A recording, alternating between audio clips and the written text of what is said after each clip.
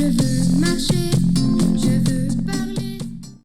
Tu sais qu'au temps où Quirinius était gouverneur de Syrie, eh bien l'empereur César Auguste a voulu compter tous les habitants de tous les pays. C'était la première fois qu'on faisait ça. Chacun doit aller se faire inscrire dans la ville de son ancêtre. Joseph et Marie vont à Bethléem, car c'est le village de l'ancêtre de Joseph, David. Ils marchent, ils font un long chemin et arrivent à Bethléem. À ce moment-là, Jésus veut naître. Mais il n'y a pas de place pour eux dans la chambre commune où tout le monde passe. Alors, ils vont aller dans une étable, une bergerie, pas très loin de Bethléem. Marie met au monde un fils. Elle l'enveloppe de l'ange et le couche dans une mangeoire. Il met aussi une couverture toute douce et toute chaude pour que Jésus n'ait pas froid. Beaucoup de personnes ont écrit sur la vie de Jésus. Mais dans la Bible, on n'a retenu que 4 évangélistes, Matthieu, Marc, Luc et Jean. Marc nous parle de Jésus quand il est grand.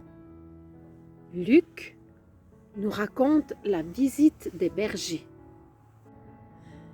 Des bergers arrivent à toute vitesse. Ils viennent voir ce qui se passe.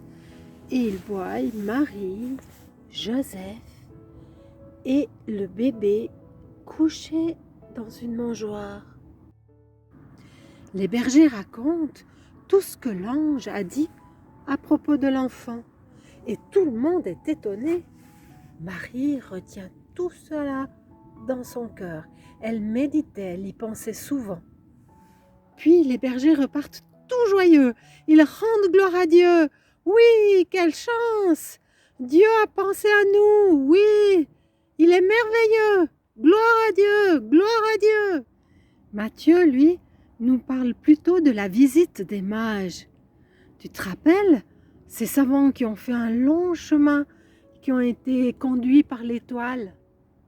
Les mages offrent à Jésus de l'or, de l'encens et de la myrrhe.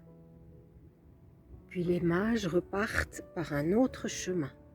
Jean nous dit que ce petit bébé couché dans une crèche, c'est Dieu lui-même, qu'il est la parole qui nous libère, qui nous fait vivre.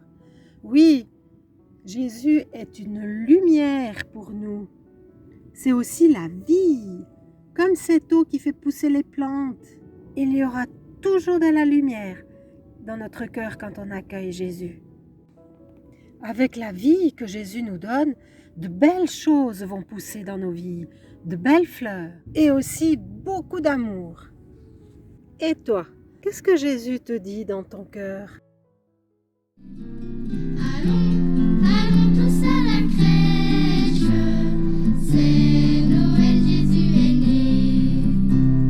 Dans la paix, dans le silence, sa maman est près de lui. Et Joseph avec confiance